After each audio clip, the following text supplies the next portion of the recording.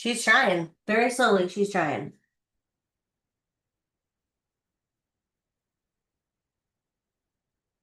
That was a little slow, but we got it. Good morning, good morning. Okay, we are recording. Miss Barbara, will you pretty please check our hearts and then we'll get started?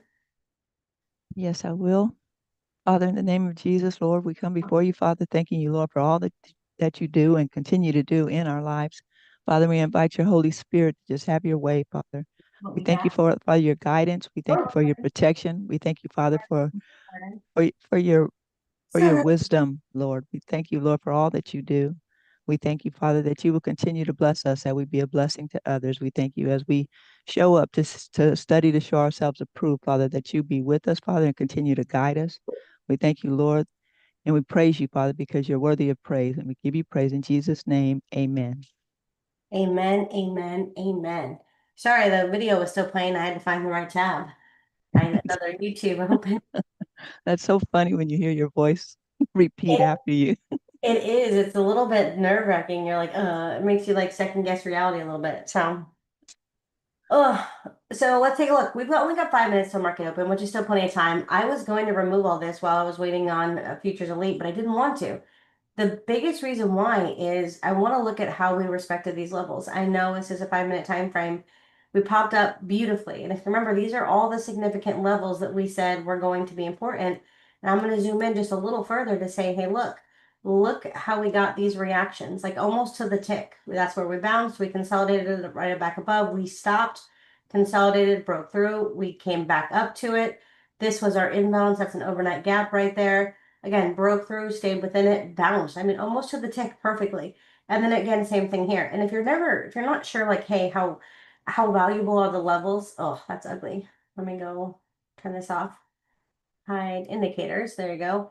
If you're not sure that, hey, the levels you're making are they matter, they have any value at all, go to the line chart. Look at how each of these levels have been respected and reacted to. Like I know the wicks aren't as visible on some of these here. You have to go back to the candles, but man, it just goes to show how significant those levels were. So kind of cool to see. I think it's relevant because when we mark up these next white lines today, we want to know how important are these little spots that we're marking up. So overnight, we move back up. That goes without saying every day for the rest of our life. NQ is up, up, up, up, up, up, up, up, up, up, up. I did plan for a retracement. Not nearly as much of one as we got. So there we go. We have 5 minutes now till market open. Um, let's take a look. We've got yesterday's high. Okay. We've got pre-market high. Let's make sure that's 4 a.m. So pre-market high. We've got yesterday's low. Really trying to fill that one, at least one extended trading range gap. And then we've got pre-market low from PPI. I'm going to go and remove this trend line, no longer valid. This trend line is proving to be super valid. I know it's a little faint there on the screen. I could probably make it a little bit darker. But overnight, I mean, if we're just looking at overnight action, we just retested into that 61.50%. So we got the retracement. Now, mind you, yesterday, I'm going to actually remove that. So from overnight action, we've got the 50% from overnight action. That's important to me because, well, we might be coming up a little bit higher. Now, granted, what is it? NVIDIA is up. Hold on. One thing at a time. NVIDIA is up. ES is up. Right back up. YM went down way, way more. And then oil, which again, I don't really look at or know much about in terms of what that correlation is up. So all the other stuff notwithstanding, I know NVIDIA went up. We've now retested 50% of this. We're kind of respecting yesterday's high. We just broke through it and we're sitting at it. So can we come back down to fill this overnight gap? Sure, we can. I mean, from where we're currently sitting, that's 302s down to 130. So it's 150-ish points. I mean, by the time you get in and out, 150 points is not a bad target. And that is going to put us at a better 50, a better draw. Even just to retest the shelf is going to give us a little bit of a better 170s, that's 100 points away. So that's what I'm looking to see happen. Let me delete this. They're working on my futures next accounts. Let me make sure I've got these all set up properly. There they are. Flat on the day and ready to go. Slowly but surely, ready to go. You guys have an opinion? What do you guys think at open? Anyone got a hypothesis?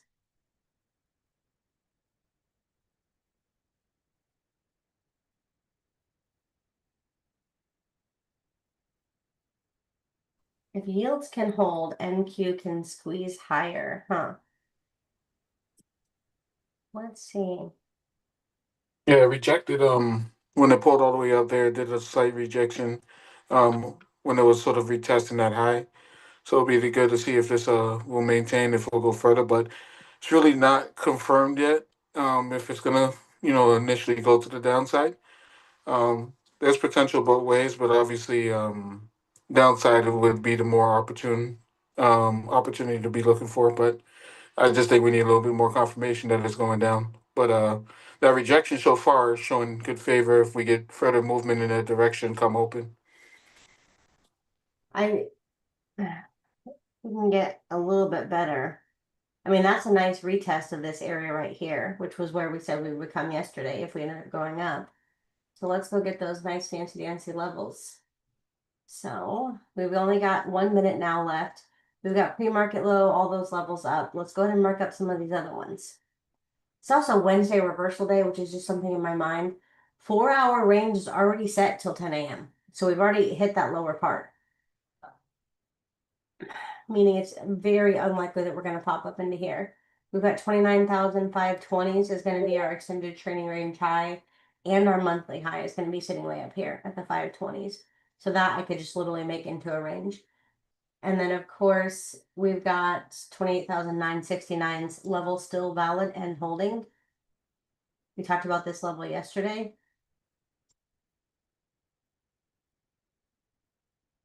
969s. And of course there's a couple of others in between, but now that we've already smashed into this is our 4 hour low, our 1 hour low, and our ETH low. So we've already taken that level. Our next one for regular trading range in terms of ATRs is sitting at 29,100s, which is going to be a really good area again, kind of sitting in this right there, that overnight gap.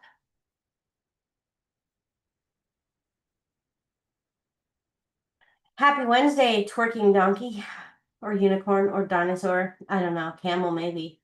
Might even be a camel, Jonathan. It was a show I should not work in a zoo. Probably not. We like that. If we can kind of get back below, so all indicators off, if we can kind of get back below this 250s, 29,250s, I think we've got an easy shot down there to the 198s at least, and then of course a little bit lower. So now we're going to turn our indicators back on. Now, granted, this is an opening bell candle, so we just got back below that. You want your risky kind of entry? You're just, going with the flow kind of entry? There she is.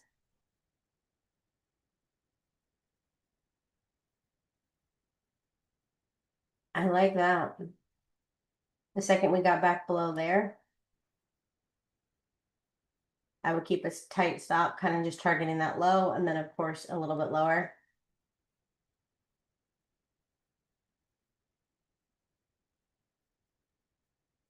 I'm not in this, but at least I get back below there. Don't need to give it much room. That's already your 250s to that's 30 points. I sure wish I was in this. I'm not.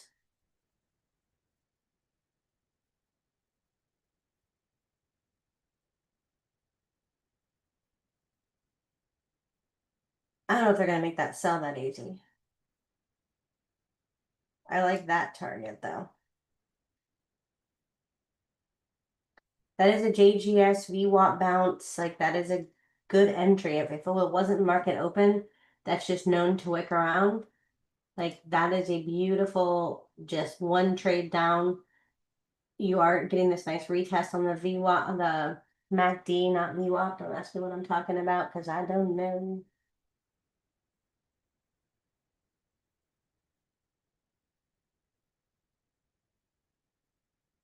Continuity did really good last night. It hit targets for most people pretty quickly. IOU, I'd have to double check some of those chatters in the chat, but I'm reasonably sure it hit targets a couple of times for a couple of people because they were resetting like their stuff and then resetting and doing it again. Don't ask me. Breakout did not take trades yesterday for myself and for others. We are going to be releasing another model next week that forces take profits and stop losses that hopefully works a little bit better with all these various APIs that we're all using. But that's all going really, really good. So small favors, and we've got 3 minutes left on this first 5 minute candle. Definitely a wick to the downside, at least for now, with 1.5 minutes remaining.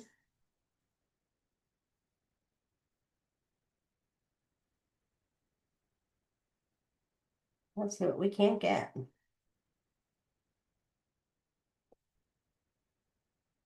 Same story too. If we can kind of get back above the 300s, we've got a nice imbalance, quite a few, and then even just to take overnight highs.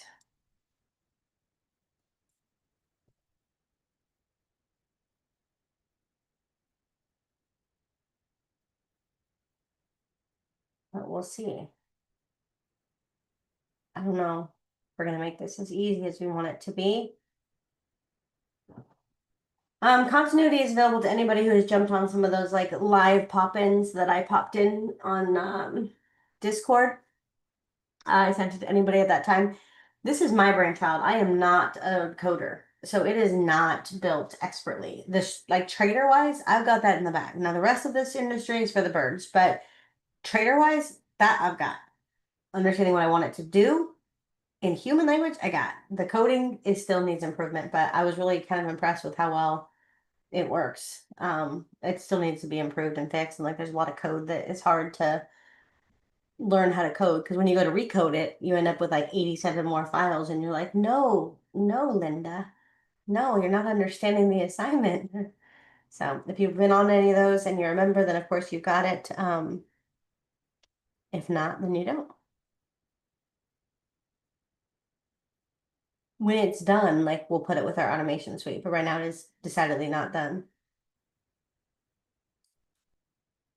5 minute range is formed with a wick to the downside. Do we come sweep this out first?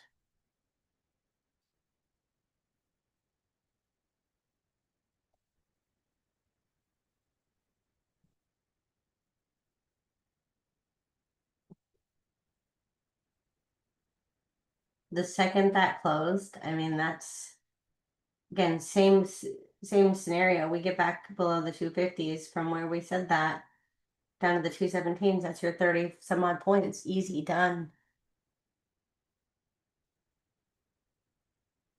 I would definitely consider a scalp short if you guys are interested. We just broke that 5 minute range. We are making a wick, but I would be looking to kind of target at least that overnight gap and then look for that reaction. So let me make sure I've got that set up. In theory,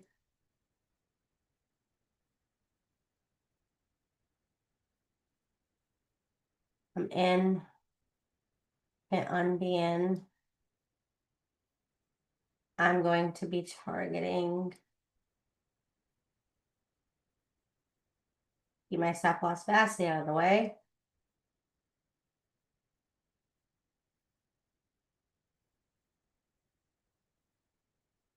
$146s. We're also at a whole number though, so I wouldn't give this too much room. Like there's no reason to give that much room because you're at that whole number and we've just taken kind of pre-market lows. That could just be a bounce. RTH low is sitting down at the 100s. ETH low is sitting down at the 960s. And then we have to wait for 10 a.m. to get the next.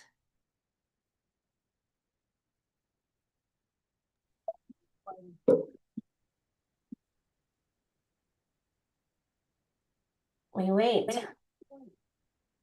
Oh, and he has maybe. She's popping back up. Hold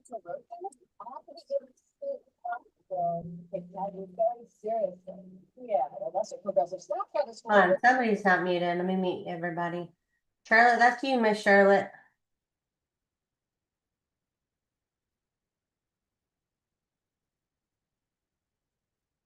Still sitting at break even. We like this kind of 130s even.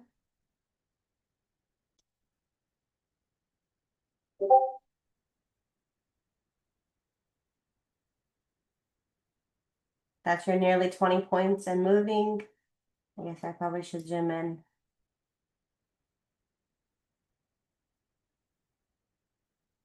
Got various account sizes running, so you're going to see different account.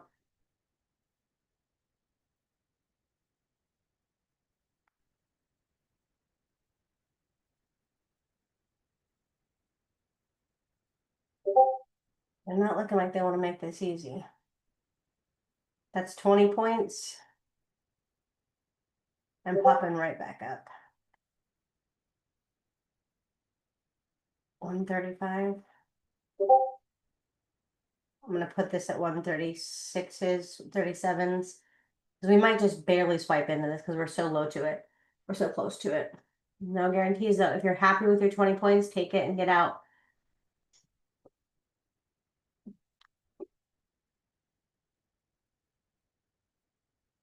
And right back up. If we're not going to tag it now, I think we're tagging high, much higher. So pull this in. Ugh.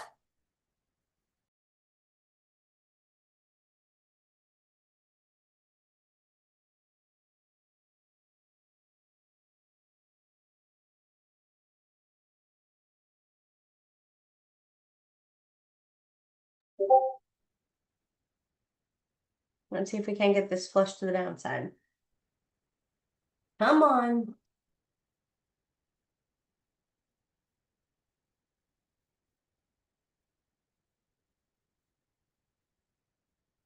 I don't know if they're going to give us a better entry on this to sell down. So if we're going to tap that, I think we need to tap it. But if we fail to tap it, it's looking like it. We've got 20 minutes left on this hourly candle.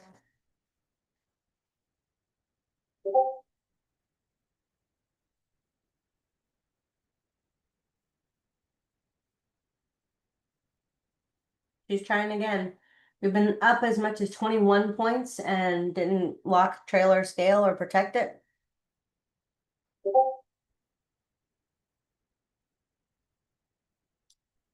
Move that out of the way so we can see.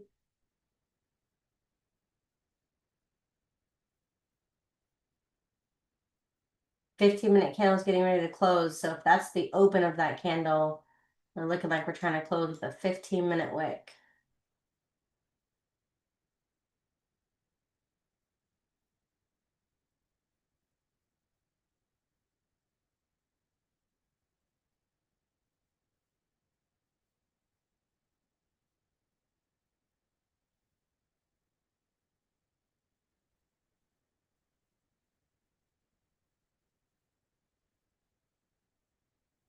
I don't want to give this all the way back into that. Like, I want to see us stay below there. That's already nearly 50 points. With 4 minutes left on this 15-minute candle and 5-minute candle.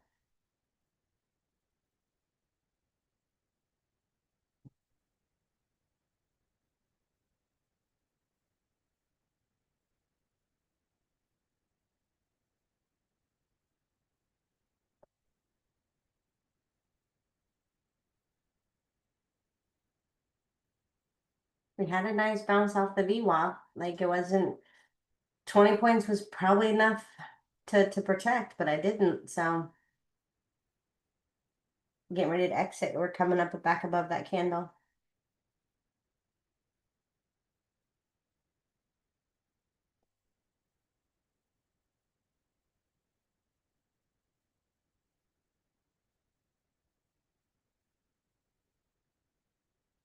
Now that we've retested that area, I just want to respect the 257s. As long as we're not kind of coming back above this candle high, because if once we come back above it, we know we're done. Like figure 257s to 263s area.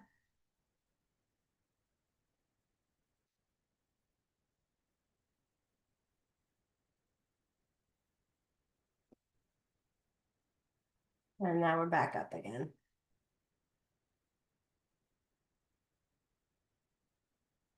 I had my hand, my finger over the exit button, but it's just bounced around so much.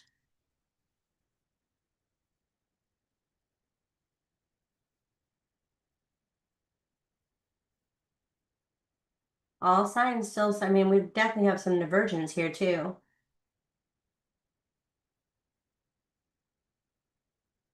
We need to kind of hold this area. If we hold, we're still selling. If not, I want to get out. I don't need to take a bigger loss than that.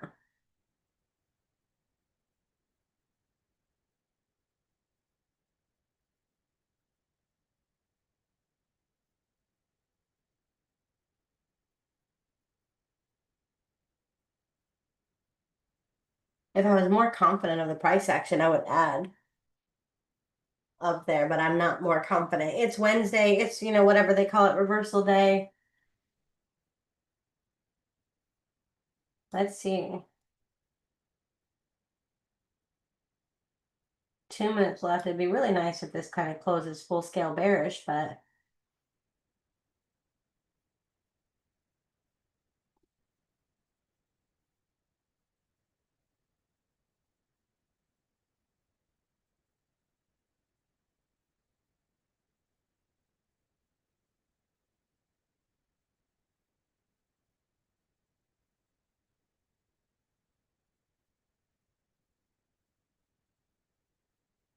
and we wait. What are you guys looking at? Anybody holding through this sell with me? She's trying. Like, the other thing is we're coming up on that last 15-minute candle. So in a perfect world, that next 15-minute candle forms that wick to the downside, which is possible. That's a 70 points to kind of close that overnight gap. And then comes back up. Because the hourly candle opened at, here, we already have an hourly doji.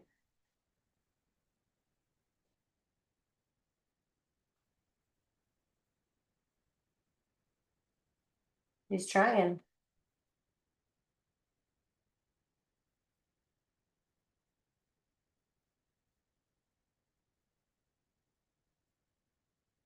Patience paid that time. That was nice. Back up 20 points. I think we come down to 136s, but seems how we're really close to the end of that candle. I don't need to give back a whole bunch, so I'm gonna go ahead and God, I don't want to get knocked out.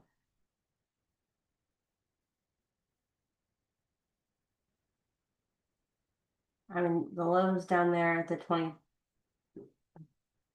I'm gonna take some mediocre trade at this point. Watch.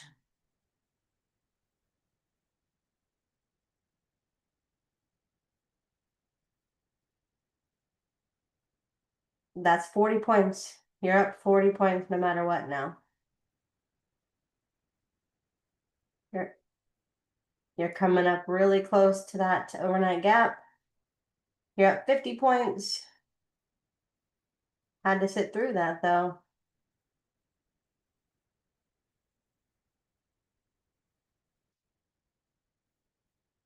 $133s.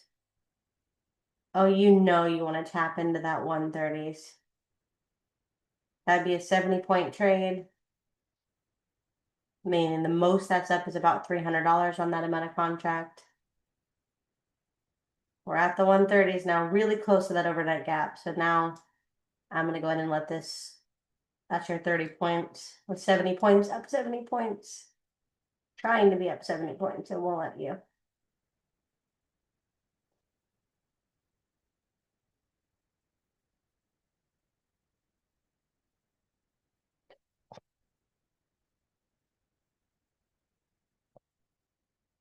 Come on. You're up 60, 70 points no matter what there.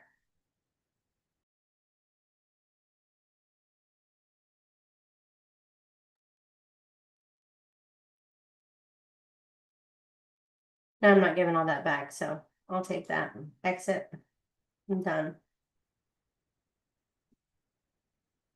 I maybe could have made a little more. I could have added to right here. but we've taken that level. Next levels that we have on our chart. So we've got the RTH low, which we're going to tap into now. I could have held a little bit longer. That'd be 100-point trade.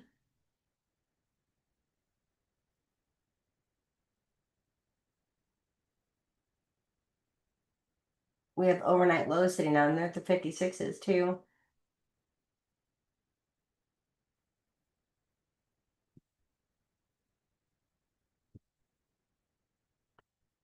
I wish I was in it, but I'm not. One of those things, especially when you're looking at an hour candle about to close, you never know during the open if it'll ricochet back to the top or whatever. So that's sort of a good point. If you get out, could also bite you in the head though if it, just sometimes when the knife falls, it falls all the way down to the floor. That. Like I talked about yesterday, Jonathan, what I'm working on is I need to be okay with, hey, I got my 40 points. If I go and I mark up this chart, 5 minute entries, during my awake hours, so maybe a little pre-market, maybe a little afternoon, but for the most part, think between 8 a.m. and noon. Yes, you're gonna have some days where you kind of get murdered, but if I just take my 5 minute entries and I know when to exit, okay, because that's the other problem is if you don't take the 40 points and then this happens, then you've lost or you've lost your trailing drawdown, one or the other. Of course, that's a perfect day. So that's a day like, oh, you took your 40 points. I'd love to trail this up. But even here, let's be honest, nobody wanted to be a buyer. I know I didn't want to be a buyer on Friday. Okay.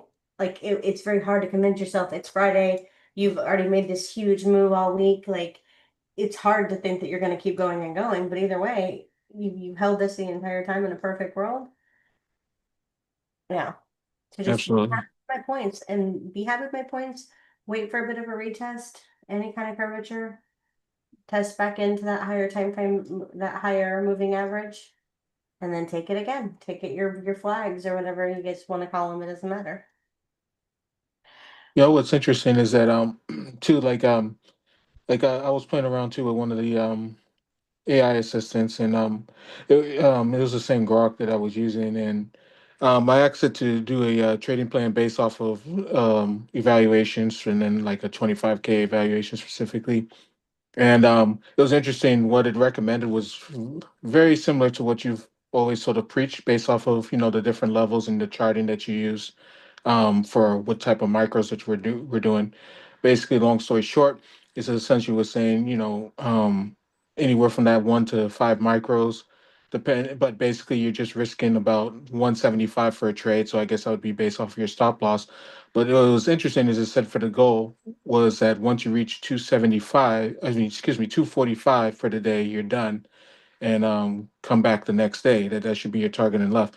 So I tried to ask him more questions. Say, what about that? If it's trending or if I feel that there's more opportunity, should I still keep going in? Said no. When you're at 275, as much as you'd like to go, just get out at the 245 target, and then come back for the next day. That's a good goal to keep, and press on moving forward. And that all aligns with sort of what you said, like sort of around that 250 or whatever. It's enough, and you don't really need to do much more, and just let the numbers play out over time as you do each session. So that was sort of an interesting thing. So I've got that's kind of what I'm thinking. Is you already know that, and it's hard because you're not going to pass in 1 day or 2 days, or I guess in that case, what 6, 7? It would take you 6, 7 days. But let's also be honest, guys. If it took us 6, 7 days to pass the account, maybe we would respect a little more once we got it. Like, because I that's one of the things I didn't like as much about being able to pass in a day with Apex, and I stopped doing that. And I was doing the best ever, which was I'm just trading them all the same, right? I might risk a little more on an eval, but I'm trading them like I'm meant to be trading them because otherwise those bad habits also creep in. And it's going to take you, what, 7 to 10 days on that math. Figure you have at least one red day in there somewhere, like, or break even day, worst case. It's going to take you that long. But I think that's the better math. I definitely do. That was a good trade. I was playing with this sheet again last night. Well, a couple nights ago, I guess. Trying to figure out the amount you have to grow based off of the all-in cost. Apex is still the best one to get your 150 accounts from, by the way, guys.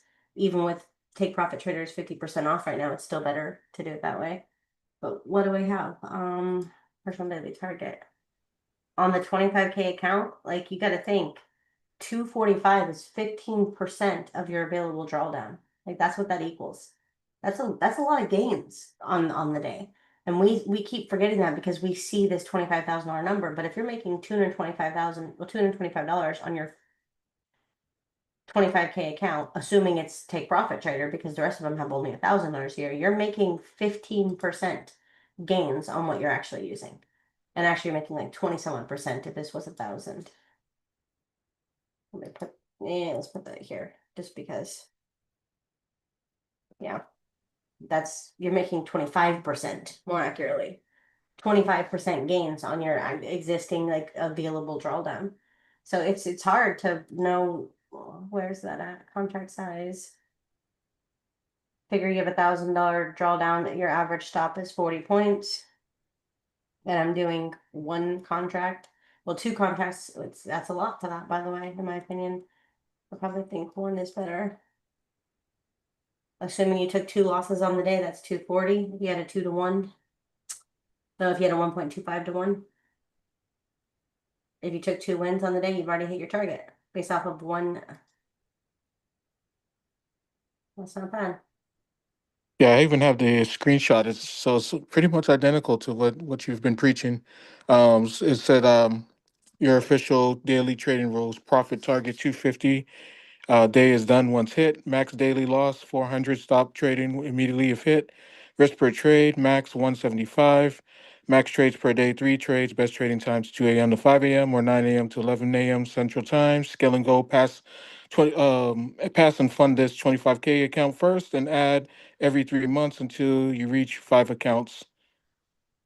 That's wild. Okay, wait. Honestly, I didn't even get that math from ChatGPT or anything like that. I just know that I want 2 or 3 trades in a day. I still honestly think though, for a 25K account, the $200 target's high. Especially if you're using ones that have $1,000, you know, trillion drawdown, because you got to think it's only point whatever 0.65 0.75% of the actual big balance that we see when we log in, but this is the actual amount of drawdown you're using. So figure if it's $1,000, I don't think this is going to copy well, but we're going to try. I'm going to have to redo that better. You could be specific too with the AI agents based off of which prop firm. You just tell them the prop firm, and it'll take that into account. Um, and then also too, as you talk to it, like the key is just keeping your same dialogue that you've gone over, and it adjusts based off of what you said and where your conversation's gone. And then sometimes it'll ask you if you want to recreate your trading plan based off of new inputs if you put it. But if you haven't given it any new inputs, then it'll keep everything solely based off of the original idea or premise that you gave it. Well, look at this though. So this right here, this is a 150K account. This is 50K. This is 25K. So that one trade, you're up 125 or 127 on the 25K account. Like that's not bad. That's one trade. And if you can just stop there, like that's hard. I get it. On a day that maybe we caught more or I was heavier in, I could have used up to 2 micros on there, especially with take profit because you have a little bit more room than the other 25K accounts. But yeah, 250 a day kind of lines up with most accounts don't have $3,000 worth of drawdown. They actually have like $2,000 worth of drawdown. Nothing's happened on the charts, guys. I have no setup right now. I could have went to the 1 minute and tried to sell again, but we're at the very tail end of an hourly candle, so I don't want to be a seller at this moment. I know it might mean I miss out on 50 points or 100 points, but I'm not going to be a seller at the end of an hourly candle that already has that nice strong wick, and 29,000 whole number is going to be a great target. But I don't want to be a seller at this very second. So for now, I'm sitting on my hands. I sadly only took that trade on those little. That's a mess. Let's see if this next candle, if it is going to close bearish, we want this next candle to kind of come up, maybe retest that VWAP one more time. come into here and then sell back down. Otherwise, if we're selling at the beginning of this next hourly candle, maybe we pop all the way down there to the 29,000s or the levels that are going to print at 10 a.m., which aren't going to print just yet. So I've got another 2 minutes to find out what they are. It's probably going to be like 29,029s. How much you want to bet? I'm pretty close on that math. So no trade yet. We're just talking math right now, guys. If you have questions, comments, or things you want to discuss, come on out. Otherwise, I'm going to play with this for a second. Contract sizes. Available drawdown. I don't know why this is 3,000 because, well, I do know why. I was doing it in increments of 1,500. I'd probably have to do it in increments of 1,000 just because of how all the firms work. But still, on the 5 minute time frame, if I go to, let me see if I can't find. I'm gonna try to load it up. Hold on. That's the algorithm one. Hold on. Let's go to the printable one.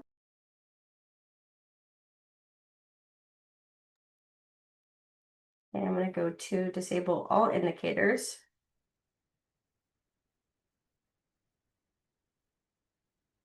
So there's no indicators on here right now whatsoever. Cool. To give us an idea, like this is in just the last couple of days, but that stopped. This is even the trade yesterday. So I could have managed that better because it did move 57 month points in our favor. This is only JGS, but well, we're, JGS 5 minute time frame. That moved 120 some odd points. That was a mess. And that is what I did, by the way. I did add it into here because we never got back above that candle.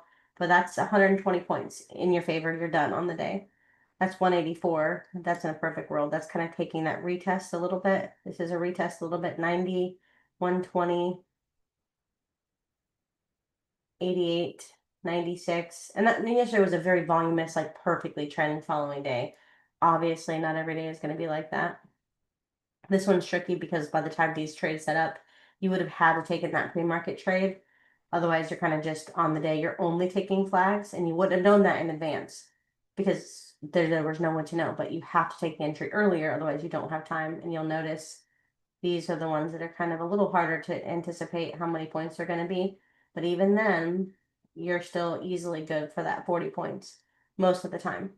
These are trades I actually took on Friday. 5 minute model, 100 points, 100 points,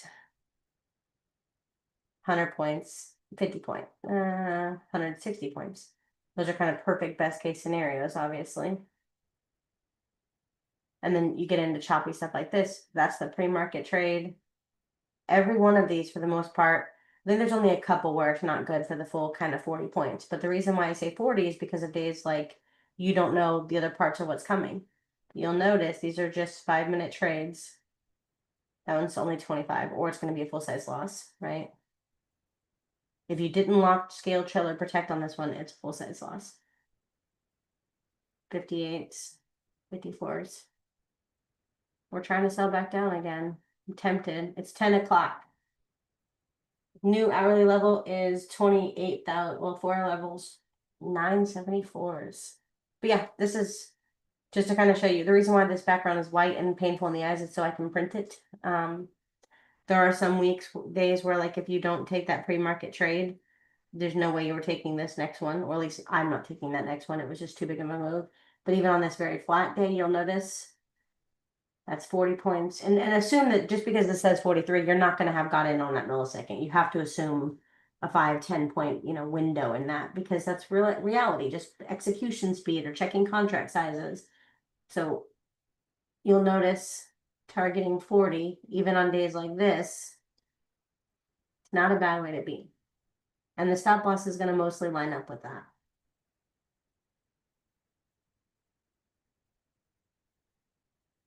That's another full size loss. That loss would be 70 some odd points too.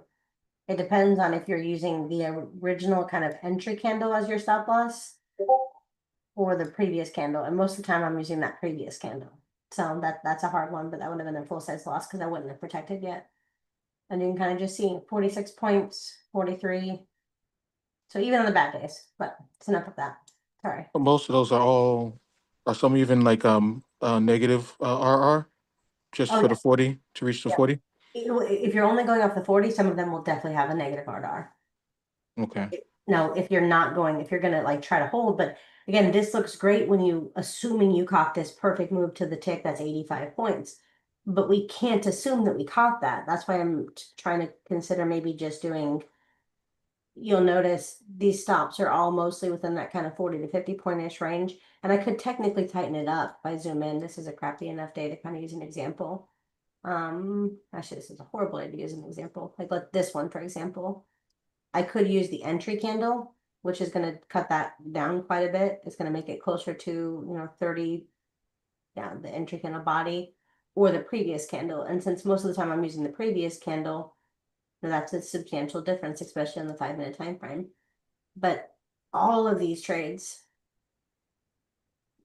So once going you're, for that will make the win percentage substantially higher yeah, initially, as long as the execution stays at that 40 and you have the right ranges as far as where your stop loss area should be.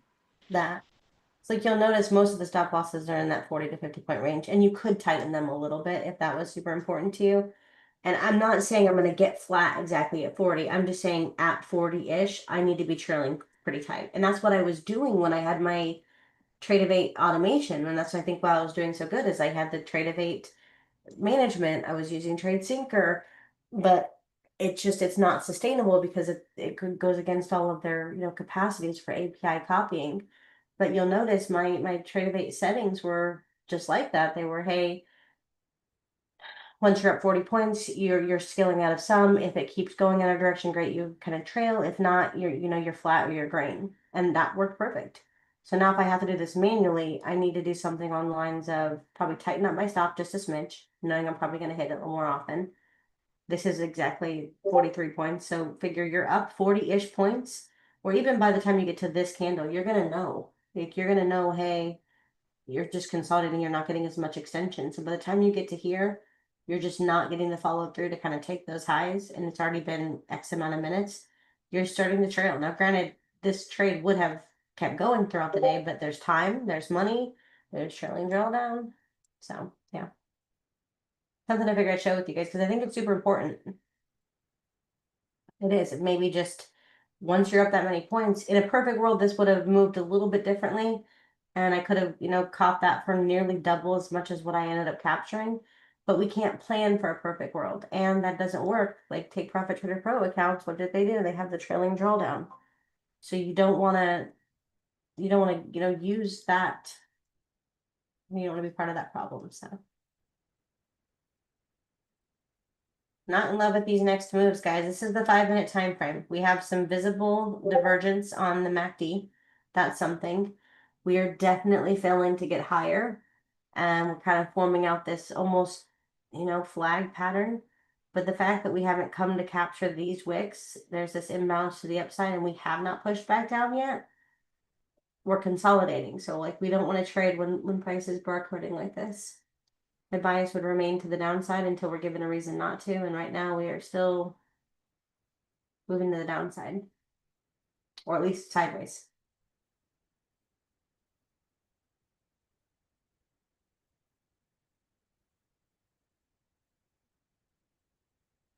$300. But this is hard because I don't know. Maybe I'll go back to Trade Syncer and just manually drop my stuff in there. No ATM, and that will be my final shot at copy trading because this works and it takes time. Like the first, let's be honest, 3 to 6 weeks are kind of boring. They're kind of blasé because you're taking so long to pass. You're probably not getting a lot of payouts, if any. But if you do this even on your evals and stop trying to pass in a day, remember, I mean, let's go to just $300 a day on 10 accounts based off of what, an 80% day win rate, meaning one day a week you lose everything and one other day makes up for that. So pretty much it's the equivalent of having 3 winning days per week. 10 accounts, that's $300,000 a year based off of giving back 15%. Since some brokers keep 15, well, some brokers keep 10, some brokers keep 20. I kept it in the middle at 85%. So if you can accomplish this and make $312,000 and you have to factor in at least 10% of costs and just stop blowing them. That's the hard part is the 300. I'm already over a couple $100,000, but the cost is not justifying of that couple $100,000. It sounds sexier than it really is. We're still moving down. Yeah, what's interesting too is that I think a lot of us underestimate how easy it is to blow accounts and how fast they can accumulate. I saw a few podcasts with people just going over their trading in their prop firms, and I think there's one person who particularly sort of helps them with the psychology, and they sort of reevaluate their plan and where they are. And one woman was literally said she's in real estate, so she's doing pretty well as far as income, but she's blown over 800 accounts in prop firms, and she figured out that initially, or the way that she viewed it, is that she sort of like the way that she was tackling it down, sort of became like a gambling sort of a addiction, where you'd be her mood because of losing those and how fast she was blowing through the accounts would affect her relationship, her sex life, all those sort of things. So she had to sort of reevaluate. She even put some things into her chat GPT and realized that, that her personality type was better as more of a long term and using like 15 minutes as opposed to scalping and things of that nature. And then she went towards focusing on just the one account. So it's interesting that I saw the people in the comments talking about they've blown over 2,000 accounts, etc. So it can add up really quick. Well, it does, guys. It adds up. So, like, I'll pull the calculator on. Let's use Apex pricing. Well, no, let's not use Apex pricing because the ever changing eval, whatever that fee is, the PA fee. Let's just figure you're spending $90 on accounts and you go through 1,000 of them. Okay, that's your $90,000. Okay, 1,000 accounts at $90 a piece is $90,000. Can you guys see that? Most of you guys are hoping to make $90,000. Okay, but $90 a piece, and Apex even at the $20, and then their PA fee is about $90, so give or take. Another price is always changing, but that's a lot, guys. Which means even to break even, you need to get $90,000 worth of payouts, and you're spinning your wheels. And that's something that I'm kind of finding is they are too easy, and that's the problem when you do have money. It's too easy to go spend another 3-4 grand, another 3-4 grand, and that's what it is. It's $3,000 to $5,000 to go buy that many accounts again. 3 to 5,000. Now, granted, we can justify it because let's be honest, 2 payouts. I mean, with the right firms, you break even, 3 and you're in profit. But think about how much time, money, energy, stress went into that to get to break even and then a little bit of profit to make essentially figure 2 payouts, you break even after buying, 5K worth of accounts, 2, 3 payouts. Payout 4, you're in profit. But imagine how much time, stress, energy, things that went into that. And that's why people are saying, wow, this is affecting my relationships, my sex life, my everything. I can tell you very honestly, it is dynamically affecting my peace. I've always had a ton of peace in terms of business, in terms of trading. And you guys have heard me talk about peace over profits. But this right here, like, uh, it's yeah, my peace. It's not fun because not only do I have my own self to contend with, like I have to deal with me, and that's part of the equation. And no secrets, no one to blame. I've had a bad psychology period for a good, 5-6 weeks. That part's on me. But add that to the fact that 2-3 weeks before that we had a tech issue, and then 2-3, well, I guess 5 days after that we had another tech issue, which really puts the tech issues really about 4 to 6 weeks apart in this case. Probably the longest I had had. But man, that equals 2 months worth of just nightmares, no peace, stressful nonsensory. So I stress. just looked at the spreadsheet from 2025 taxes, and on Apex alone, I spent 13,704, and that's with them on sale all the time. Yeah. Yeah, it adds up. It really does. And like Jenny was mentioning, it affects everything else. Even if you don't, you may not initially like realize it, but then when you look back on it and all that, you say, "Damn, I am a little bit more stressed or whatever, or a damper on my day, or the way that I'm interacting with the people that you love. You know what I'm saying? Is a little bit different, even though it may not be extreme, like cussing them out or you say, "Hey, just leave me alone." What You just your emotions and your energy is can be different. You that should have heard my reaction when I put that in the spreadsheet and let it add it up. I'm not going to say the words that it used, but they weren't nice. I was surprised it was that much. And even though I don't have family or love life or whatever, it affects your life, period, I think, at some yeah, point. like depression and things of that stuff kind of creep in. Hold on, I'm trying to load another spreadsheet and I don't know why it's not pulling up. It's trying. That brings me back to the main point, which is like, honestly, guys, you don't realize it, but you say, well, I don't have 5,000 to put into my own account. The hell you don't. You don't have the 3 months to do it patiently, right? Like if you have $5,000 to spend on prop firms, you have $5,000 to put into one of these accounts. Like you genuinely do. I promise, I promise. I don't know why it's I gonna would take. like to have that 13,704 to put on Dragonfly right now. That's what I'm saying. Like we have it, and I'm blessed in that regard. My mother always taught me that you have the money. Like, and I learned that from my mother growing up. Period, 100%. But then also when I started businesses at a very young age, and of course you're trained, right? You're well trained. That everyone has $10,000, and of course where I came from, I was like, this chick is crazy. Like no one has that, right? In my mind, I was like, these people are liars. Like, and I did feel that strongly about it. But I'll use my mother's example of everyone has the money. It's just a matter of what your priorities are and where you choose to put it. And that is how I was raised. That the people who are fussing they can't pay their kids a sports fee, but they also went to Michael's 5 times and they got Chick-fil-A. No, they had the money. They just spent it elsewhere, right? And I've always had that concept in the back of my mind, thanks to my mother. Fast forward to a little bit older, in business, you're going through these high pressure, sales, and granted, it's very, very different than it is in today's world. These people are well trained to be scripted, annoyingly so. But honestly, yeah. So if life and death was on the line and you had to get $10,000 to save your kid's life, could you come up with $10,000 in 12 hours? Most people, like I don't care. Maybe 10,000 is too small of a barrier for you. Maybe it's 50,000. Like, but pick a barrier that is uncomfortable, and ask yourself, hey, if your grandfather, if your whoever that you care about is on the line right now, and it was life and death, and you had to go solve this today, could you go solve this today? And most people honestly could.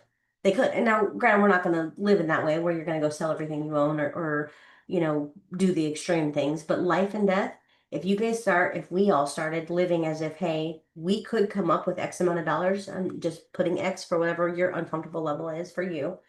I promise you, there is a way to come up with $50,000 probably today. I mean, moving money, especially in the crypto space, takes time. But like in general, you can come up with a huge amount of money today if you absolutely had to. And if you lived like that, I think the whole world opens up with possibilities. The whole world. But that's a whole nother level, whole nother lesson, another topic.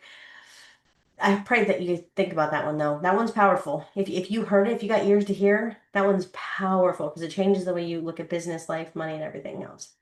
But And back to what I when was saying. Good. Go ahead. Go ahead, I was Robert. going to say, when you're looking at evals, you don't think of it as 13,704. You're thinking, well, this is only 19 bucks. I can get a few of these. This is only 30 bucks. I can get a few of these. Exactly. It's more short term, smaller amounts. It doesn't seem as much at the time, but after I saw my taxes, like, God,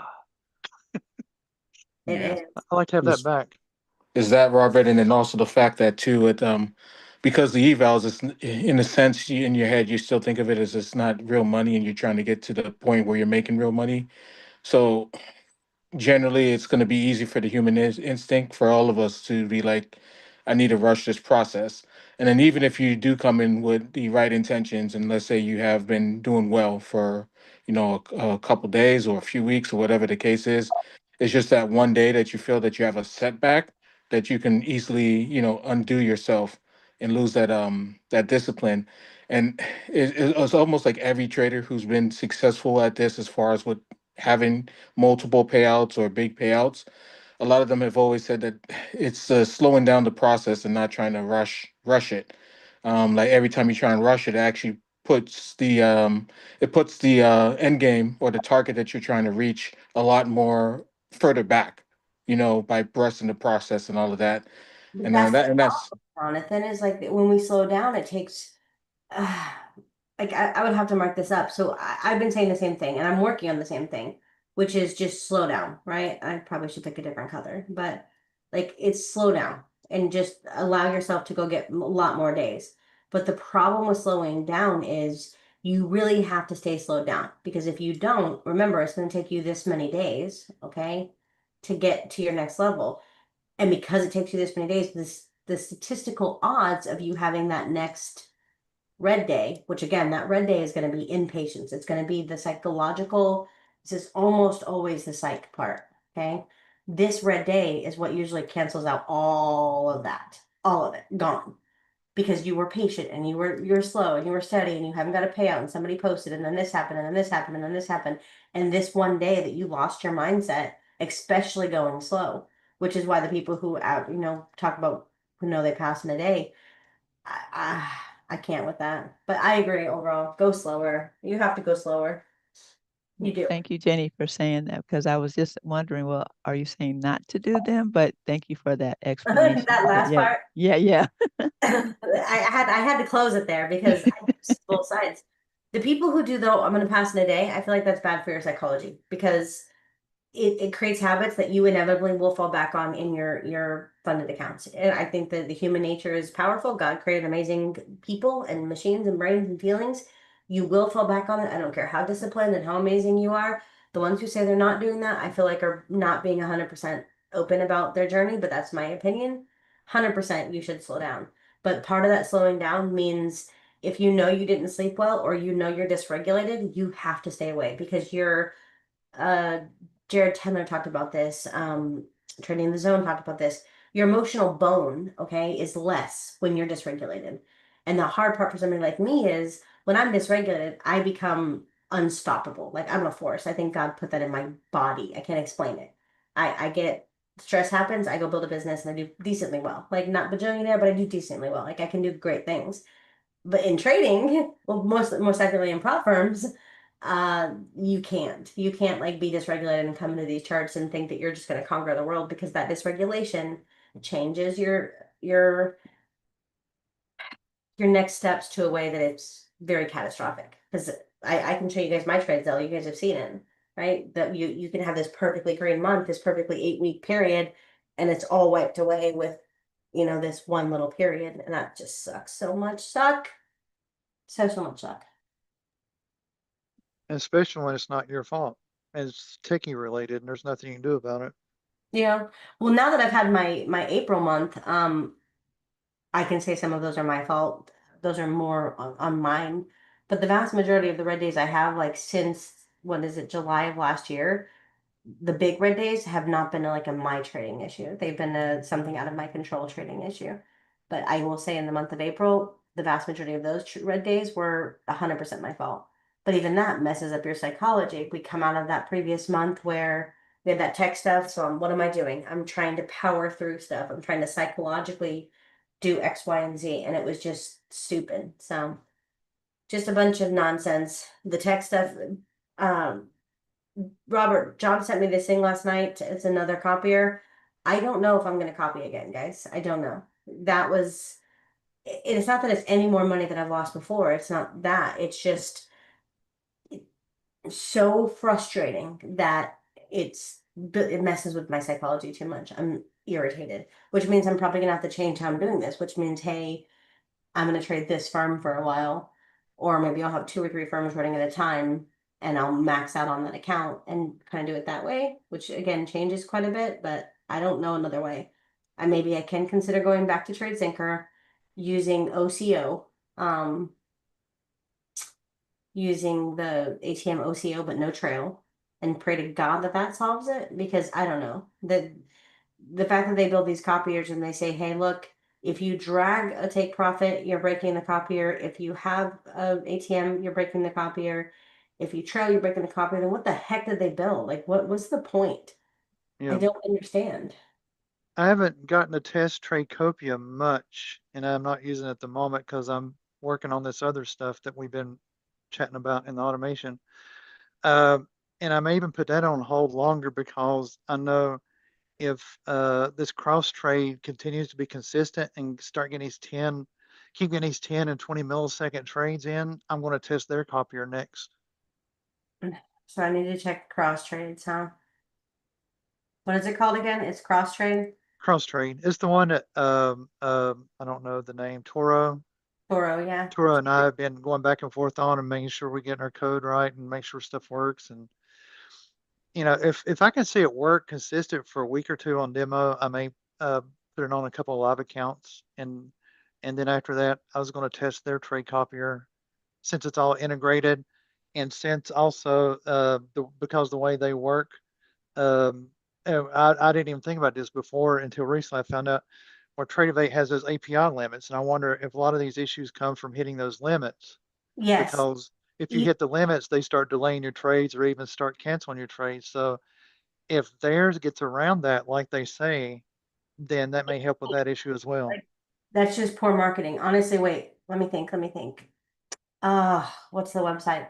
I just read another website late last night because this girl could not sleep to save my life. Honestly, the whole we get around the API limits is capped because you can't. That's it. That's built in. So if you're trading via Tradeovate, those API limits are beyond any other firms, any other software. That is Right. not possible. Yeah. Like I cannot with that. I don't know But if this is this it has outside. something to do with the fact that they're going through NT8 to do these trades, and there's no because NT8 owns, or they're the same people, they don't have the same limits, or they don't have the limits or whatever between NT8 and Tradeovate. That's the difference. Or if you're coming from Maybe, third party outside, it makes a difference. maybe.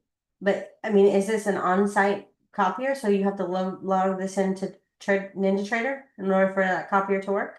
Now it's like when you log into their site, like It's we on their do to set website. up our alerts and all that stuff, it's within there, I think. Yeah, that's wild to me. I don't know. We're getting that buy, guys. If you're in a buy, I would be targeting up to the 277s easy. But figure we could still pop down 60, 70 points. We're just now breaking. This is going to be our first JGS kind of signal, but that's a big old candle.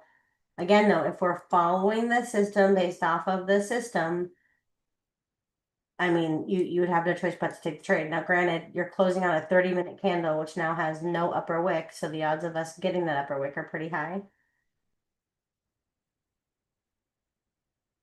But there you go. So that's your long. Okay, I'll pull that up. Figure you've got 97 points. I don't want to kind of close below that area.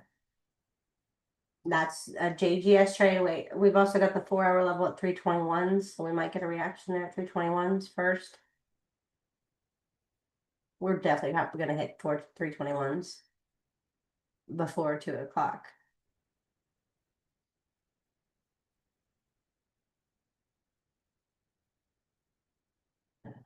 I don't know, Robert. The whole copy saga is just, it's got me in a tailspin. I can't. And there's a reason why other creators don't do it. Like, I don't know of any Hear me? successful creator who is honestly trading at the same time all of the other accounts. Like they'll log in to take profits or to take all those. They'll log into here to take all those, but they don't trade all of them at the same time. So, John, was that you? Yeah. Which copier? Yeah. So that copier that I'm using is actually from the guy that does trading connectivity, Yeah.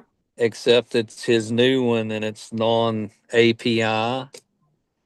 And so you download a dashboard and I put it, you can put it on 10 different computers or VPSs or 20, I mean. So I put one on one that Joe has access to so he can play with it since he knows more about that stuff. But you can trade from trade of eight to trade of eight, from trade of eight to MT5, from MT5 to trade of eight. So it does MT5, MT4, trade of eight, C trader, and trade locker. But you go on the dashboard and you load in all of your accounts that you want to copy to. Then you set a leader account and set the follower accounts. And you have to enter each individual account number for like trade of eight. And it when you take a trade, it does each trade on each platform on each account. So it's not copying from a copy from a copy. You know what I mean? So they're all standalone orders. Yes. So it all looks like you manually entered the trade because there's no EA. You don't attach anything to anything. You go on and enter your account information. It connects and it copies the trade. There's no web hooks. There's no fooling with a whole bunch of other stuff. All you need to know is your account information. I don't know. Like I'm gonna try it because it's $100 a year. I don't know if I'm gonna mess with Trade Copia. I don't know if I'm gonna go back to Trade Syncer. I just But I had it last night and I was trading from an MT5 and I was copying to an MT4, another MT5, and two different Trade-A-Bait accounts and two different prop firms. And it was almost instantaneous. So that may work too, but Jenny, if you're like using your Trade of Eights, for example, and you have 5 accounts that are copied via Trade of Eight in one login for whichever prop firm, and then you use this trade copier, you just have it go into that main login, initiate that one trade, and then that should initiate the trade debate for those 5 whatever accounts that are synced up for which prop firm that you're using. Yeah, and you can have 6 lead accounts and have them all with different follower accounts. So if you don't want to trade them all at once, you could set one lead account up and have like 4 followers, and then set another lead account up and have 4 followers on it, so that you're not trading them all at the same time. So I'm wondering if this works as execution only because ready in my defense, I haven't updated the affordable trading tools thing yet. I probably should have before the stuff crapped out, but everything crapped out and I kind of want to throw it against the invisible ocean it exists in. Um they supposedly do executions only. This right here, I'm assuming does executions. Now it doesn't say that, but I was You mean like setting limit orders and stuff? No, like so like if I were to take a buy, okay, oh, what's the difference? Somebody might have to correct me. It's a different setting, and I don't want to be inaccurate when I talk about it, but executions only, meaning if there's any other orders placed in, like a take profit and a stop loss, okay, it doesn't do those because those are not being executed. If there's a trail, it doesn't do that either. Like supposedly Affordable Trading Tools handles that well. Supposedly better than Trade Syncer, which is why I was one of the reasons I moved back and Trade Syncer is such a time suck. If this does executions only, in theory, it would work to where I could enter my order, my stop loss could effectively trail and not glitch everything up. But the only thing that would be copied, if this is the leader account, sorry for the messiness, guys, and this is the copier account, the only thing that would be copied would be my entry. Okay, that is now there. And then no stop loss, no take profit. But when I exit, so like for example, let's say this stop loss just keeps trailing and trailing and trailing and trailing, I would get my exit, so my close would happen here. And that in theory would not hit, any API stuff. So if it says, API limits, and it wouldn't have any risk of switching. But every broker and prop firm and service that says it does this, it doesn't do it. Like it's not doing it. It doesn't work. It works worse off, it works occasionally. It works somewhat, and then it just all of a sudden doesn't work out of nowhere for no good reason. Yeah. So I don't know. The whole copy thing is just a hot mess. Yeah, and I can't say on that. What I did was, like, I was using that one thing I sent you a picture of, and when you start a trade, it puts in like 4 take profits, and it cycled and it didn't close the trade out until the actual thing closed the trade. Did You know what I the mean? profits follow? So on the thing I sent you, that's what you were using to copy on all of it, or no? I'm sorry, what? The NAS file that I sent you, is that what you used, or did you just do gold? No, I used gold, and I used that other thing, that just enter or whatever that I sent you a picture of. Yeah, okay, gotcha. Yeah. Yeah. And yeah, that's what I was using. But I played around. I mean, it copied I turned off like Trade-Evate and just copied from one MT5 to the other MT5 and did straight trades and stuff, and it did it. And I mean, it's fast. It's like, I mean, if you set them side by side and watch, it's almost instantaneous when it closes it. It almost sounds like when a trade is placed, it's copying the take profit and stop loss to each individual one.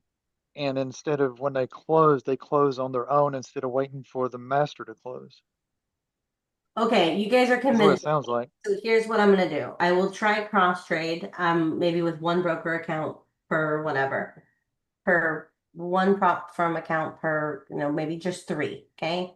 And run that because here's the truth, I'm not gonna find a problem in the first week unless it's really bad. And I'm assuming if this is a viable company, it's not really bad, okay? I need to run this for like 90 days to find out the weaknesses. It's not, you don't know the weakness by, 1 week unless it's really bad. Otherwise, you're going to find out how often these issues happen over a course of 90 days and 6 months. So I'll try cross trade copier because if theirs is that fast and this one's web based, I will download the non API one because $100 a year, well, that's nothing. I mean, that's on par with one prop firm that has easily disappeared. So cool, I'll do that as well. I don't think I'm going to mess with Tradecopia because I think Tradecopia is just another.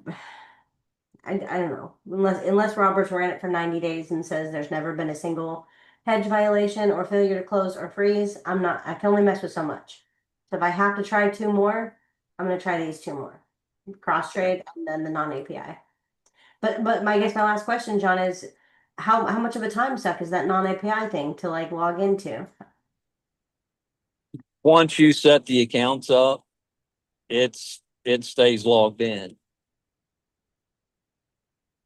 I copied it on to a VPS and had Joe set it up, and it took like 5 minutes, and he was trading with it. So it's not like, because one of the other things I don't like about Trade Syncer is if you're running that many accounts, guys, the truth is it takes a lot of hours to get all that stuff. And it doesn't seem like much, but you log into the broker, you have to click on the accounts, you have to go create the copier. No. This thing, when you put add an account, and when you go to add account, you put in your login ID, the account number, yada, yada, yada, and hit save. And that account's in there forever. And then it has a pause button. You start it and stop it. So if you don't want to copy an account one day, you just pause it. And they're all listed. If you look at I think I sent you a picture of it. I had like 4 accounts on there. So if you have 25 accounts on there, they'll be in a list. And then to add one, you have like add copier. So when you click add copy account, it asks you for the leader account and the follower account, and it gives you a list of your accounts, and you just pick. And then when you pick them, it pairs those together. It's honestly one of the simplest copiers I've ever used. So, Okay, you two. Listen, I'm coming for you, and if not, I want a Starbucks. Or I don't even drink that much Starbucks, Iliano's or something. Okay, I'm not kidding because all these copiers are going to be the death of me. I'm losing my mind, and I'm like a peaceful, happy person. But these copiers. I don't mind testing this one. That's why I ask you if you want to automate it. I got to have like a reliable program Yes. that I can put on it because it doesn't do trading view. And I'm not going to go to try to hook up the trading view account. So what you could do is hook one account off of your trading view onto Trade-Evate and then copy the Trade-Evate account to all the other ones. But the whole TV thing just sucks for me. Yeah, it does. Sucks for me too. That's what And I was doing, using a Trade-Evate demo account to copy to the other ones. yeah, and I'm not going to fool with it because I've spent enough hours on it and aggravated enough that I'll just do something else. So There. Well, guys, my execution on that was way late. I mean, nearly 30 points of a difference. That's why I'm saying when I went to show you that white screenshot and I said, hey, look, I want to see that we can get 40-ish points. It's because real execution. Now, mind you, I wasn't even logged out. I didn't have to change contract numbers. And I know I'm in a class, but that's how many seconds it took me and then just the fill. So I waited for this candle to close and it just filled me here, and that's real trading. So something to talk about. I think it's something worth mentioning of why when you're looking for the optimal amount of points, we have to be careful on that because you might be right, but your execution was a little late, your entry was a little late, or whatever else. So Well, John, you can test that for a while. I'm going at some point after I know that if cross trade is not messing up on the simple stuff, I'll start testing their copier Robert, and honey, compare what notes what later. you're using cross trade for is not simple. What you're using cross trade for is this thing that is still very, very difficult. So like if I go here, I'm gonna go to there I we go. mean, the simple stuff that we've been having issues with, like with quant, whatever, RoboQuant, just to make sure it doesn't mess up all the time and make sure it's consistent before I do anything else. Yeah. But supposedly they have something called stealth mode I need to read up on and all this other stuff. And I know on the if you want all your accounts to trade the same, I know in the Trading View alert you can add accounts and separate them by semicolons, and it'll shoot the same thing to all of them like he's talking about. It'll do them all as separate trades instead of copying them from a follower. So there's a few different ways of doing it. I wonder, you didn't catch the 6:30 trades at all? 6:30, you caught just here? Who? You on the continuity? Talking about last night? Yeah. You just caught this right No, here. I caught one. Let me think.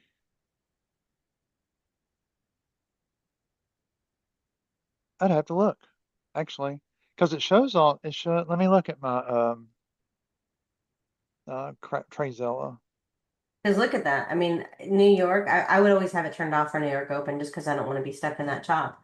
But like even 15 minutes after New York, that whole sell down, that whole buy up, a little bit of chop there. That's like a 300 point move up, another 300 point, 200 point move down. That's awesome.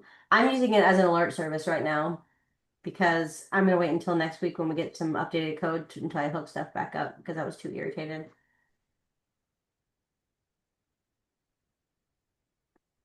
Trazella is tricky because you got to look at the dates and everything. So the night before, okay, that's 21:30 was one of the close from 9:30 the night before. No, I don't do it. It's tricky the way Trazella does their stuff. I'm only showing the one for 6:30. I'm not showing anything before that. Not bad. Should I have taken those earlier ones?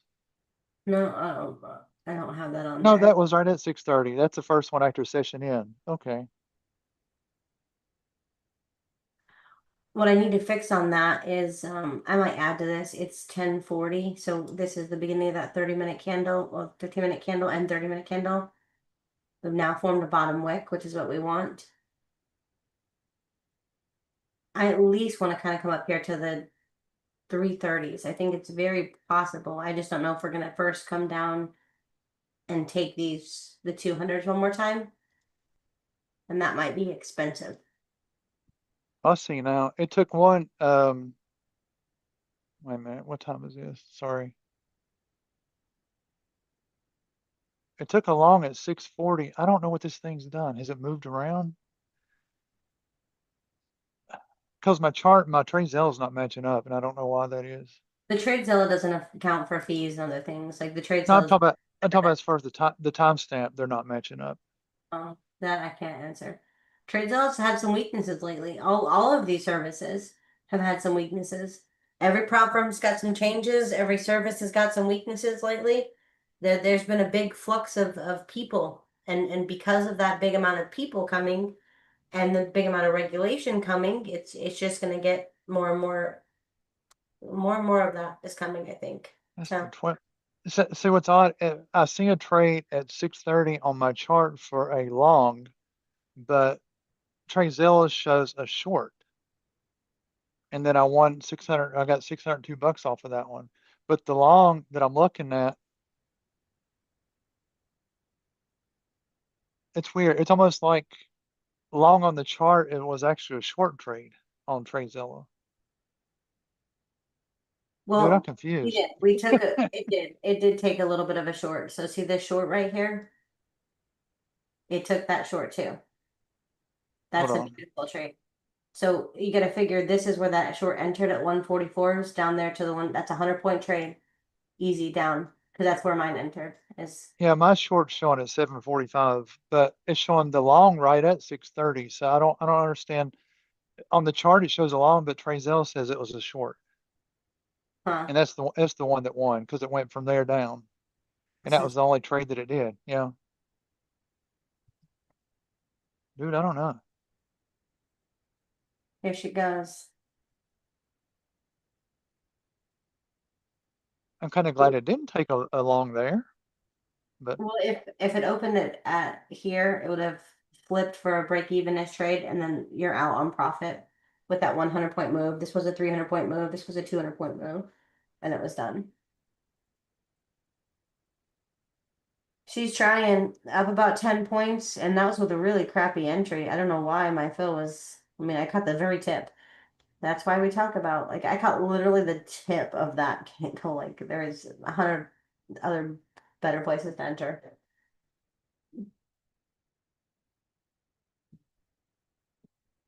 She's trying just slowly. I would add. I still don't have my your accounts have been upgraded. Oh, thanks a lot. Thanks a lot, buddy. Log out. Oh, I don't like that. We're at the tail end of this 15-minute candle. So now what I hoping to see is we wick up to at least kind of these 330 levels to form that hourly wick, and then we can kind of come back down. But no promises, guys. I would definitely be considering kind of tightening that up a little bit. But because figure you can come all the way back down, it's 70-ish points to the downside.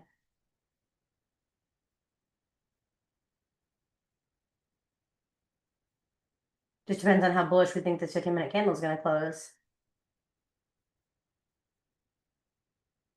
40 points to kind of get us up there to the 300s.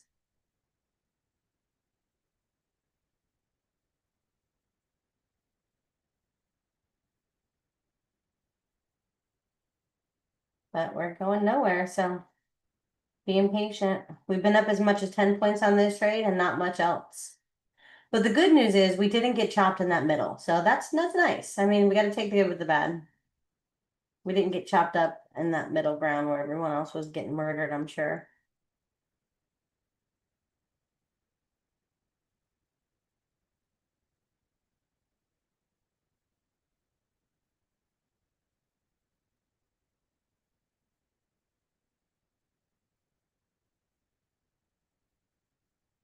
I'm guessing I have to sign something again. Hold on.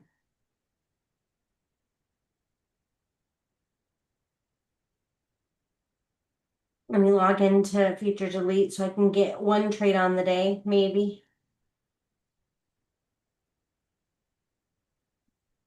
I'm looking at my log on that one. I did get a warning on the cross trade. It says out of sync on MNQ, remote long, flat, local, flat to short. That doesn't matter. Dude, I don't know what this means.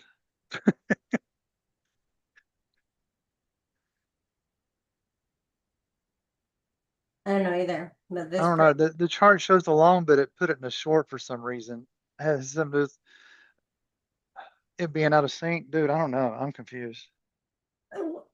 I think you're confusing me now, so Why do I have to stall? Do we have a news or anything? I don't know. We're just holding level though. I know Trump's in China, but I don't think anything major came out of that or was in China. I don't know if he still is. Nah, he just arrived like an hour ago, so nothing's really going on there. All the big players is on that plane. Larry Fink, Jensen Hong from Nvidia, The Elon, Apple CEO, Elon, bunch of them. Timmy. Yep, Timmy. Yep, he's there. They said Fed chair There's tentative red folder Fed chair nomination vote. I thought that happened already. No. I don't know, guys. But we are just this right here, I'm sure murdered a lot of people. Like I would love just to see this kind of pop up. I mean, it doesn't have to even be a lot. I mean, figure that's I guess it is kind of a lot of points. But maybe they're trying to trap. Who are they trapping right now? I guess that's the real question. Actually, I need to Yes. make a, sorry, go ahead. No, go ahead, Joe. Go ahead, I was Robert. gonna say, I need to make a correction. That warning was on the inside out. Remember when I was trying to fix it? So it had nothing to do with the continuity. Continuity doesn't show any errors on the cross trade side. So I don't know why it would show long on the chart and actually put in a short. That's just weird. I'm glad it did. Don't get me wrong, but I don't know why. Hmm.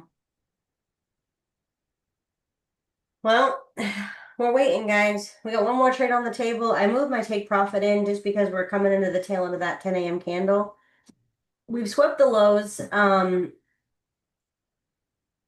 pre-market lows, and we've closed the overnight gap. So did we trap the sellers down there and like all this action right here when trying to take all these kind of, even myself, I would have been tempted to take here. And now we've got the sellers trapped. But I don't know. I do not know right now. Up again about 10 points. I'm really tempted just to add and then get out maybe 30 points earlier.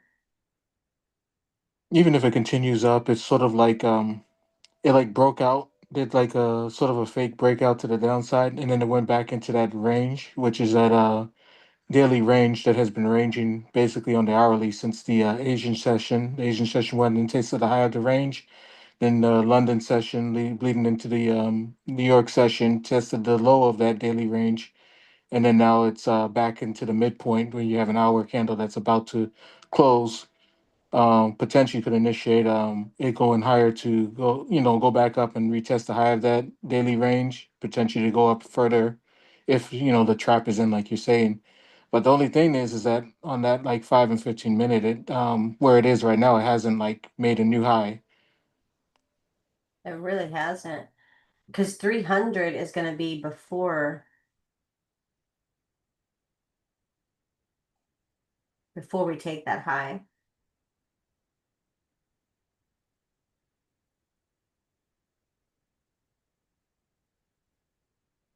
Yeah, I might be scared right here to just to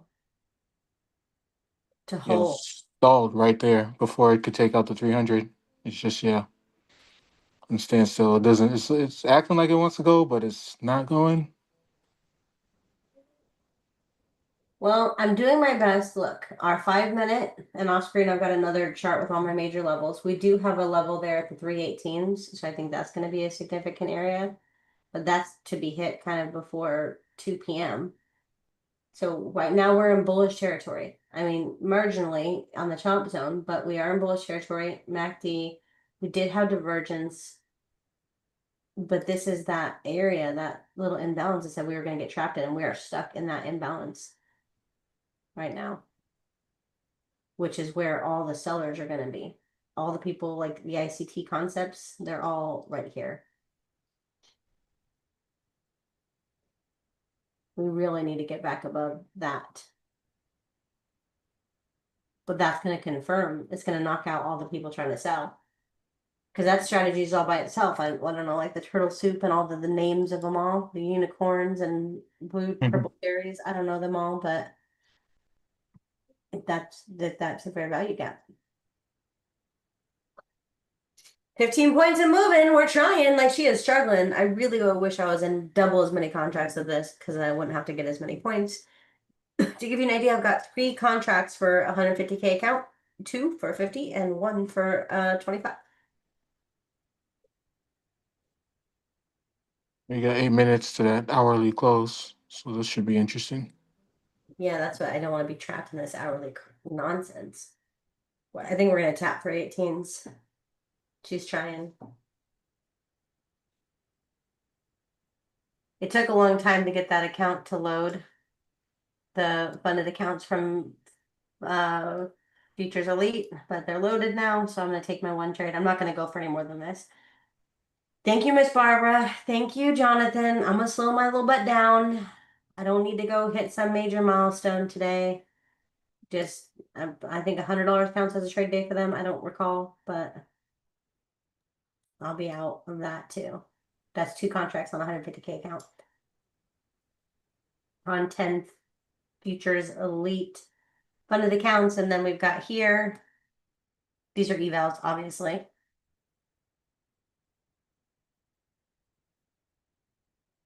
I would like to get at least 1,000 on that one, but I'm not trading enough size for that to work.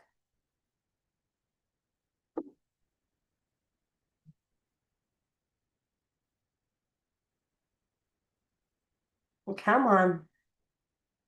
We've got 7 minutes left on this hourly candle, so it's going to be an interesting.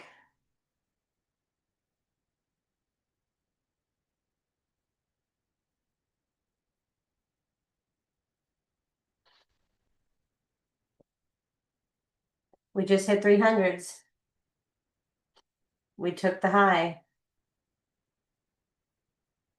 318s, nope, 320s is going to be that 4-hour level.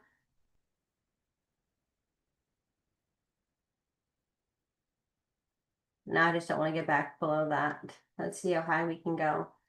That's the inbounds there at 337s. That was the original target, was 337s-ish. 330s.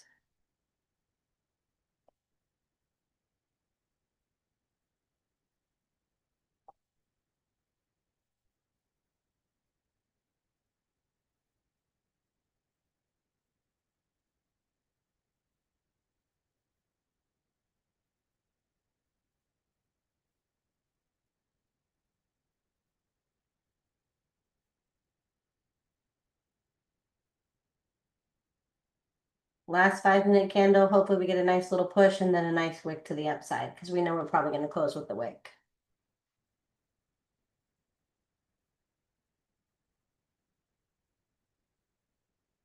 I don't know if we're going to get all the way up there to the 337s, but let's find out. Coming up on 200 here. I should be okay with just 200s, but you know.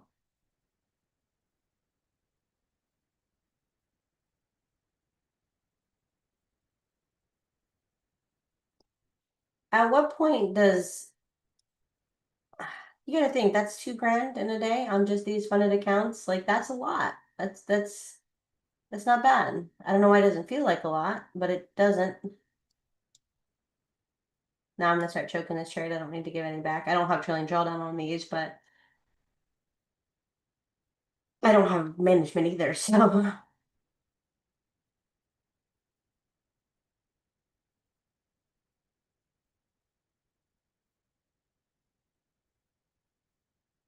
come on, 330s. You know you want to tap into that area.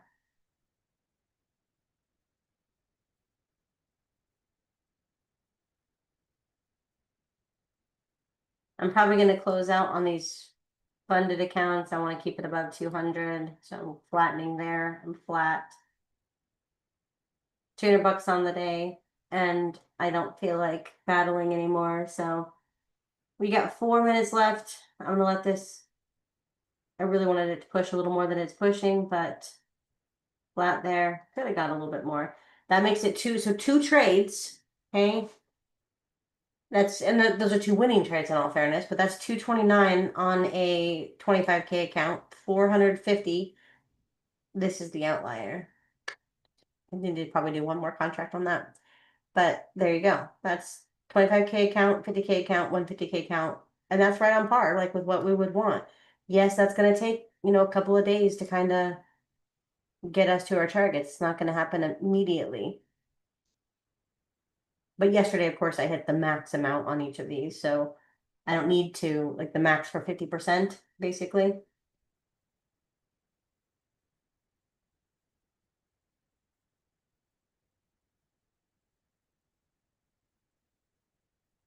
And that's it. That's 2 trades. I'm good with that. I captured on this one a total of 62s all the way up to 314. So figure, right around 50, 60 points, that's not bad. And this is why I'm trying to tell myself 40 points, because you have to assume that even if, here, I'll pull this up one more time and then I'll probably pop off unless somebody's got questions. But like, even if this is the picture that we're kind of mapping off of, the truth is your entry is probably a little later, okay? You probably didn't capture the whole move. So you want to know that your model has enough room to capture that 40 points somewhere in the middle. That means if you were to capture this move, where's my annotate at? If this was the trade you were taking, figure your entry is maybe going to be a little late just by fill and everything else. Your exit was a little early. Your stop hopefully needs to tighten up. But that means you caught this little bit in the middle of this big move. You caught this little bit, and we know we can capture that amount of points, this little bit, this little bit. And that's why I'm trying to target that kind of 40-ish points. This one's an outlier for sure. Meaning the move kept going some more, kept going some more. So you can't, that's the problem with going for 10 points is, oh yeah, everything's good for 10 points, but to what extent? Could have got a little more out of it, but marginally so. And 1 minute left on this hourly candle. I do think we're going to tap that level though. So not bad. Lock it. Lock it. Both really good trades not got on the day. It's nice when that's how things work out. Not every day will work out that way.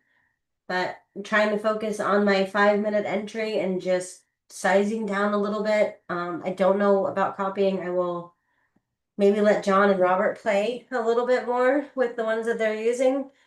But I feel like they're going to tell me in about 2 weeks, this is awesome. There's no problem. I'm going to run it for 3 weeks. By my first week, they're like, oh, I had problems. I stick with it for another 4 weeks. And I just feel like that's the story of how well this goes. So big fun, big fun. And there she goes. I could have held, but it was the end of the candle, end of the hour anyways.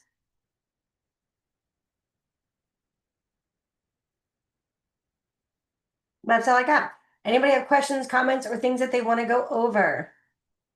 Today on my agenda, I'm going to go do my last treatment of NAD. I'm never doing that again because it is ridiculously expensive and ridiculously uncomfortable. Like, it is not a happy, good feeling. It is not happy at all. In fact, very unhappy. Does not feel good. Do NR instead. NAD feels like death. You literally sit there feeling like you're dying, and you have 2 options. You can turn it up and die faster, or you can turn it down and make it last forever, but die a little less. So that's what that kind of feels like. If you've never done those NAD injections at high doses, I don't recommend it. I think you should go with NR. It's a little bit more expensive and way less uncomfortable. So, but I paid for this, and now it's my last treatment that I paid for on this process, so that I don't ever. From now on, I'm doing something else. I'm not doing the whole NAD thing. I'll do NR instead. But I had to use it my last one. So that's what's on my agenda today. We've got lots of meetings this week in terms of AI and everything else going on in terms of our automation. As always, if you're buying any prop firms, actually, I'm going to post an ugly spreadsheet. If you guys have bought any prop firms, please make sure you use code 6FTC. If it doesn't work for you, let me know. No, Apex does not have a 90% off sale. At least they didn't yesterday. Somebody had messaged me. But I have to build up these relationships. Otherwise, they're not going to take it seriously. So again, Futures Elite, probably the cheapest. Like, honest to God, $60 for 50K account. There's nobody else that's doing that with the exception of Blue Guardian. And Blue Guardian has a lot more rules and they don't allow as many accounts. So definitely check them out. But Trade Day, Alpha, Lucid, Apex, Futures Elite, got to use a link. Funded Next, got to use a link. Trying to think of who else. There's a couple of others, but if it doesn't work, let me know. I will use the screenshot of your message to me to say, hey, look, people, this isn't working the way it's supposed to be working. We got 2 trades on the day, 2 beautifully executed and decently managed trades. We've been doing this every class. I'm going to do it again this one. Let's break down what we did and why we did what we did. Here's our entries. I did take an additional entry on this as soon as they got it loaded. It just took forever. So I could have got maybe more, but I'm okay with that. $50,204. Sure wish I had the rest of that. It's another $100, but that's okay. Why did we enter here? I'm gonna close this off. Well, I shouldn't keep that on. She is still going, man. Pre-market, we had this nice little bear flag, okay, pulling up, but it's also a JGS retest, right? We've called that a JGS retest for many, many years. This is opening bell, which had that wick, which was really misleading. We talked about getting short as we continued beyond that. We talked about even on the opening bell candle getting short the second we got below the 250s. That first one played out for 30 points. That next one played out for 30 points. We waited until we got this candle down here that was actually breaking down, not only to confirm JGS. Actually, that's a candle late for JGS. This is the JGS entry. This was JGS late as well as breakout. So letting it kind of play out was really tickled here, almost got knocked out, but we said, hey, no, we're going to wait for a close beyond that. Didn't get it, came real close to getting knocked out. In total, this trade moved, I don't know, 150-ish points, give or take. Tighter entry in that, yeah, that was pretty close, 150-ish points. There you go. Not a bad way to be. That was, the execution was much closer. The next trade, I waited for this full candle to close, which was awesome. This right here was the initiation of the first JGS trade, meaning we're above those two moving averages. MACD's a little slow on this, and of course, chops, when if you're using it, was not in line, but we also had some divergence. I did go to enter in here. My execution got me in literally the tip of that candle, so I was nearly 20-30 points off from that entry. In total, this has also moved nearly 100 some odd points from where we discussed it. So it's 100 some odd points to the upside. Overall, that's a 250 point-ish day, give or take. I mean, I know your executions and your management might be a little bit different, but honestly, I'm not up that much. I mean, figure $200 times 10 plus another, what is that, 2 grand-ish? So about 4 grand on the day, which, as you know from my trade, my trade Zella, is a pretty low day, but I'm also not trading 55 accounts right now. So, or 40 accounts, 30 accounts. That's only technically this 4 accounts for most of the class, and I only caught that last trade on once they activated those accounts.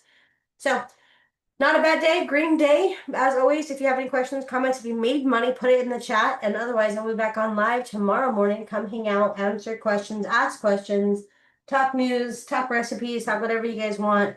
And happy trading. Take care and God bless. Thank you, everyone. Thank you, Jenny.